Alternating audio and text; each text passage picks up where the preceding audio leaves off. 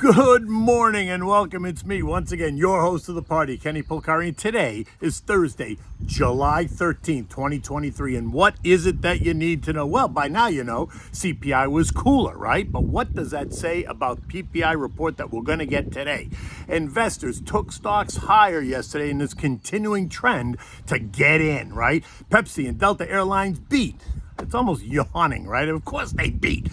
Stocks are quoted up in the pre-market. Tomorrow brings on the banks, right? All of them. JP Morgan, Citibank, Wells Fargo. It's all beginning tomorrow. And what do we have for dinner tonight? We're going to have the Branzino fillets. Well, once again, I'm here at the beach, and it's a beautiful day out there. Tide was high. It's on its way out.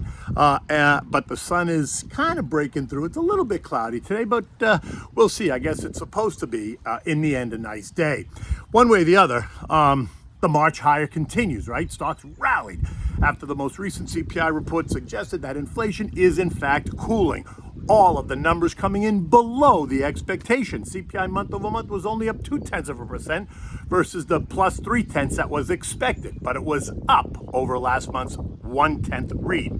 Ex-food and energy, though, month over month came in at plus 0.2 versus the expected plus 3, and it was still lower than last month's plus 0.4. The CPI year over year made an even more dramatic move, coming in at 3%, below the expected 3.1%, and 1 full percentage point below last month's 4% read, while ex-food and energy year over year came in at 4.8%, below the 5% expectation and below last month's 5.3% read.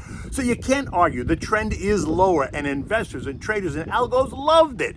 U.S. futures were higher in the pre-market yesterday, and they shot higher once the opening bell rang, and the media and investors celebrated the Fed's success. By the time the closing bell rang, those stocks had retreated off the early morning highs as the trader types locked in some short-term profits, and longer-term investors continued to move money around, taking money out of the transports, which ended the day actually down 25 points, but plowing it into the broader S&P, which was up 33 points. The NASDAQ was up 158 points, and the Russell, which are the small and mid caps, up another 20 points. The Dow Industrials, while up 80 points at the end of the day, came off its early morning highs when it was up over 300 points. Now, to be clear, the transports did end the day slightly lower, but recall, they were only up 1% year to date coming into June. They gained 17% over the past 5 weeks, making it the best performer of the indexes for that time period. So it makes perfect sense that some investors and traders are going to lock in some profits in that sector and reallocate those funds, which is what we saw. Today brings us the latest PPI report, leaving many to ask what that's going to tell us about the state of the economy at the producer level. Will we see another cool report? My gut says yes, and if we do, it's going to give the Fed even more cover to hike one more time in July and then stop. And that is what is driving the market higher. The consensus now, after yesterday's report, is that there's only going to be one more rate hike and then bam, rather than a July hike and a September hike. Now, I'm still in the camp that JJ is going to leave the door wide open, saying that they remain data dependent, giving him room to hike in September if the data trends should suddenly change in the August and September inflation reads ahead of the next FOMC meeting, which is not until the end of September. Now, if the August data continues to trend lower, then I'm going to concede my call for the September hike. I'm just not ready yet because I, too, remain data dependent. This morning, we're going to hear from the likes of Pepsi, Delta Airlines, Progressive, Fastenal, and ConAgra, a range of reports spanning a number of different industries, right? We got beverages, transports, insurance, industrial supplies, and packaged foods. And what did we find out so far? Yep.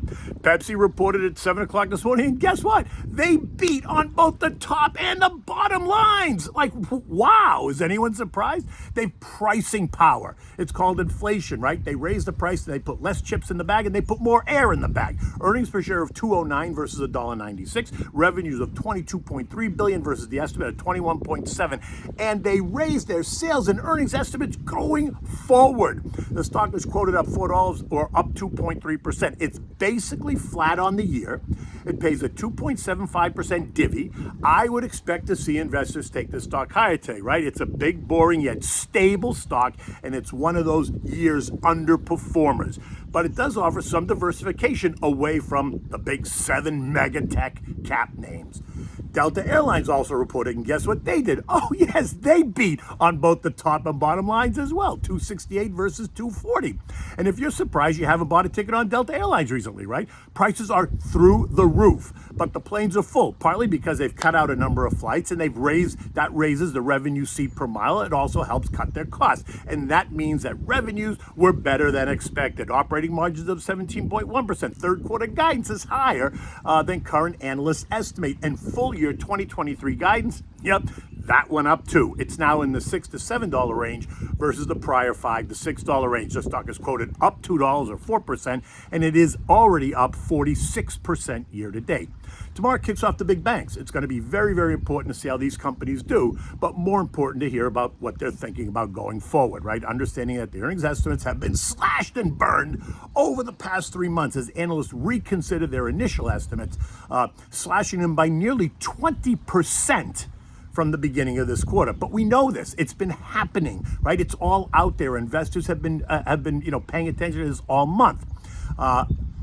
Yet they've continued to take the sector higher. All the banks have also been in underperformance here, but over the last month, they've all gone higher. The XLF is up 10% since June 1st, leaving that ETF now flat on the year, right? So the question now is, have these earnings estimates been cut enough, or could these companies continue to miss on these lowered estimates? My guess is that the banks are not going to miss on the bottom line, right? You might see some weakness on some of the top lines, but I'm not worried about the bottom line at all. And nor am I worried about the next 4 to 6 months in the big bank industry. But I would not be surprised to see a sell the news type of reaction as the trader types lock in profits on both JP Morgan and Wells Fargo, which are up 11% in 5 weeks ahead of the earnings. Bank of America is up 8% in 5 weeks. I own both JP Morgan and Bank of America and would be a buyer on any pullback. If they run, guess what? I'm good. I'm not in the camp that this earnings season is going to be the disaster that they set everyone up for at all. Maybe I'm going to be wrong. I just don't feel it in my gut. Money also went into treasuries as investors assume the Fed's about to halt the rate hikes. Prices rose, sending yields lower. The 2-year is now yielding 4.6%, down from 4.8%. The 10-year's backed off to 3.8%, down from just over 4% only 3 days ago. The 3 and 6 month T-bills haven't really moved, and they're still yielding near 5.4% on an annualized basis. The dollar index got slammed, dropping below 101, a level that I thought was going to hold. But after yesterday's better than expected CPI report, trader types sold the dollar en masse. And this morning it is trading at 100.29, a level that it has not seen since April of 22. If today's PPI report is also cooler, then I'm going to expect more pressure on the dollar. And oil, guess what? Yep, that's up again. Think the weaker dollar index.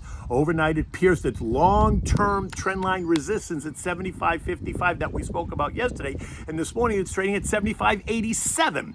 Strong demand and the weaker dollar is what this is all about, period, the end. And the Saudis are loving this price action. They're due to cut production again in August, along with the Russians. Remember, they already cut it in July once, as they look to keep oil at plus $80 a barrel going into the fall and winter. Gold, yep, that's another commodity that's also been under pressure as investors tried to decipher the Fed's next move, but it did find stability in a 1900-1975 trading range. This morning, it is trading at 1965. It's up 3% over the past 2 weeks, just over the past 2 weeks, all as the dollar index has weakened. Yesterday, I said that a further decline in the dollar will help gold go higher, and that is exactly what we're seeing. It is now kissing both the 50 and 100-day moving average resistance trend lines at 1975 an ounce. If it pierces that, then look for it to run to the 2050 range relatively quickly. And U.S. futures are up again. Dow futures up 54, the S&P's up 13, Nasdaq's up 160, and the Russell's up 7. You can feel the excitement as investors await today's PPI report and the better than expected earnings that we're starting to see. It's all very exciting. And if you stay in the game and you built a diversified large cap portfolio, then guess what? You're good. If you're just getting in, take your time. Do not go all in on day one. Feather your investments over, the next number of months. Do not chase the hot names right now. Start with the more the more defensive sectors. Stocks in Europe are higher. Markets across the board there are up between 0.5 and 0.7% as investors there continue to pile into stocks. The European markets are all up double digits, like 13, 14, 15%. Only the UK is the underperformer, and that's actually flat on the year. The S&P ended the day at 4472, up 33 points. Yes, it's about the good macro data points, and it's about the future Fed policy, and now it's going to be about earnings and future guidance, right? The path of least resistance appears to be up as the momentum guys, right, the Momo guys drive the action. They're going to try to take out the April high of 44.88, and they're going to do that right on the opening bell, hoping that that's going to send the algos into a new frenzy. It's going to cause them to initiate more buy orders, sending stocks even higher. And what I think is a little bit of a disconnect. I said this to you the other day. It's a disconnect with the reality, which is why I keep saying you have to have a plan and you have to stick to it. Don't chase the names that are already really stretched and put new money into those sectors that have underperformed and may be boring, but have strong fundamentals. Okay, so what are we having for dinner tonight? So we're at the beach, so I wanted something fishy again, a nice fish dish. It's easy to make, so you're not spending all day in the kitchen. So these are the Branzino fillets, right? It's in a lemon, butter, caper, white wine sauce. It is simple to make, but it is so good, and it will soon become a family favorite. And you can use this recipe on a number of, other white fishes. Now, for this, you need the Branzino fillets, you need the lemon, butter, capers, you need the white wine. You know me, I always go with the Pinot Grigio, Santa Margarita. You want to preheat your oven to 400 degrees. You want to take the fillets, season them with salt and pepper, right? Squeeze fresh lemon juice over the fillets, on both sides. Just don't drown them, but just make sure you got enough lemon juice in there, right? Now, in a saute pan, you want to put, a stick of butter. You don't have to use the whole thing, but put a stick of butter so you have it. You want to add a splash of the white wine. Might be, a quarter of a cup, a half a cup. And you want to take the capers, drain them, and then just put the capers in the saute pan. Just heat it up till the butter melts, right? You're not cooking it. You just want it to get nice and hot. Now, spoon this sauce over the fillets, making sure that you include all the capers too. Put it in there on the fish. Put it in the oven, cook it for 5 to 8 minutes. Look, the fillets are very thin. They're going to cook fast, so don't go very far. You want to serve this with your favorite green veggie and a simple Bib lettuce dressed in lettuce, lemon, and olive oil, seasoned with salt, pepper, and dried oregano. Simple. This dish is about simplicity because you don't want to waste time in the kitchen. In a beautiful place like this, you want to be out in the water, you want to be out on the deck, you want to be entertaining your customers, and you want to be entertaining your family. Until tomorrow, take good care.